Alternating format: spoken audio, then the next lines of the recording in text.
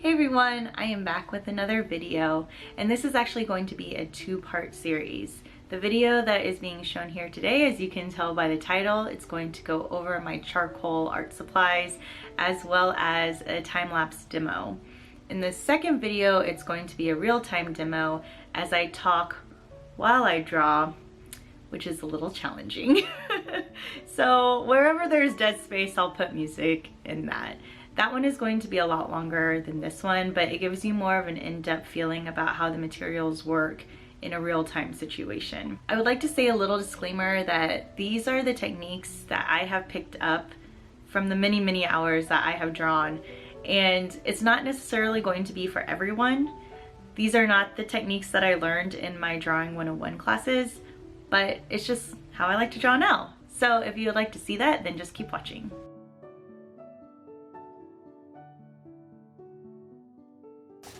All right, we are back. And I guess the first thing that I will talk about is the paper.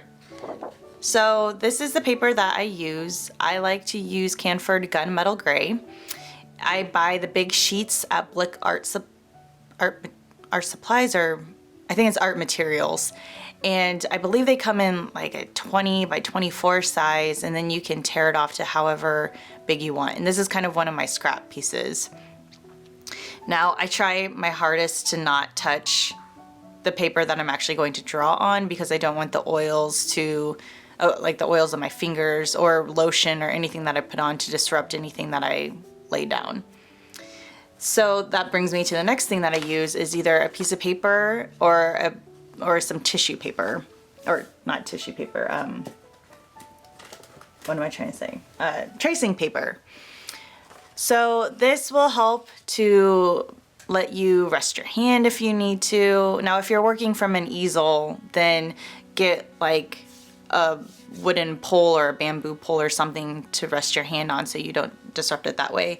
But because I primarily work with it either down or tilted at a 45-degree angle, or whatever angle, I don't measure the angle, but that's just typically what I do, is I just lay something down and anything will work. I don't do anything fancy. It's just tracing paper or a plain white sheet.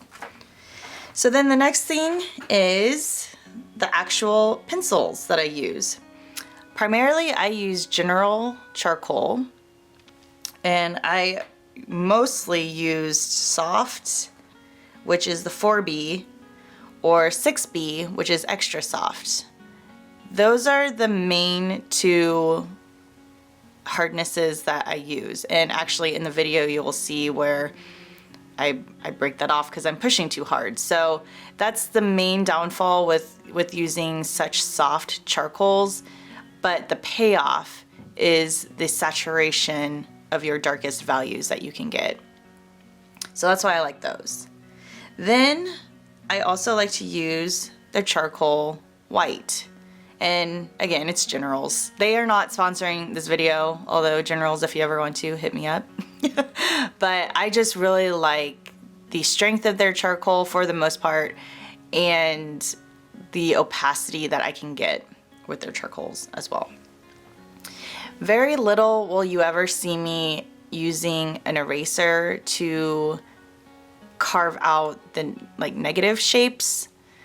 I mostly am additive. Very rarely do I reduce. So, but I do like kneaded erasers for charcoal.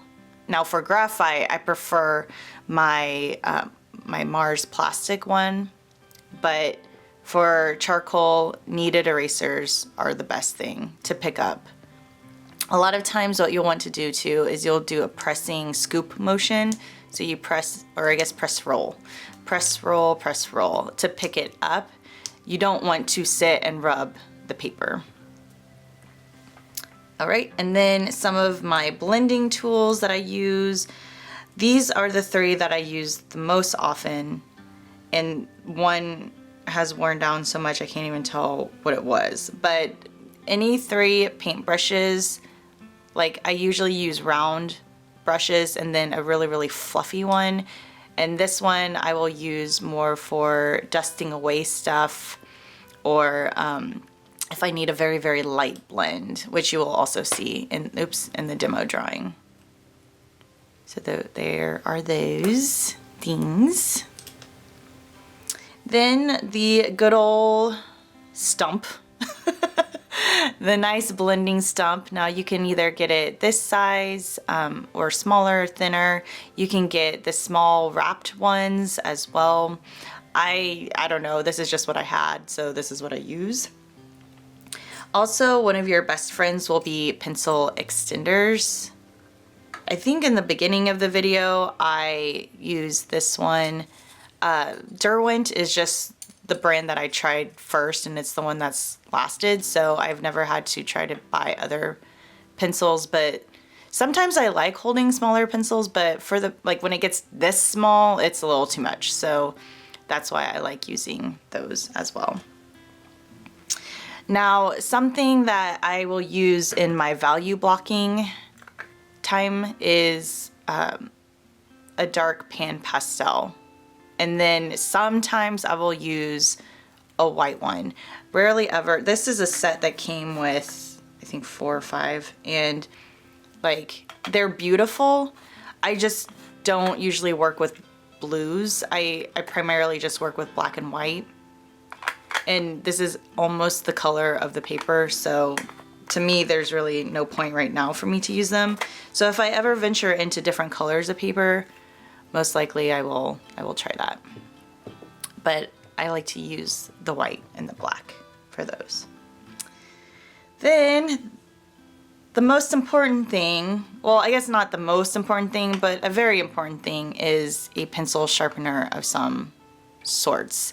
This is the one that I use primarily at my desk, and it's amazing. I have rarely ever gotten as fine of a point with anything but this, except for a razor. The main reason I do not use a razor to sharpen my charcoal pencils or to get a lot of the wood excess off of it is because I am the biggest klutz, and attempting to do so in college, I cut myself probably 5-6 times. I'm not talking like little cuts, I'm talking pretty deep cuts.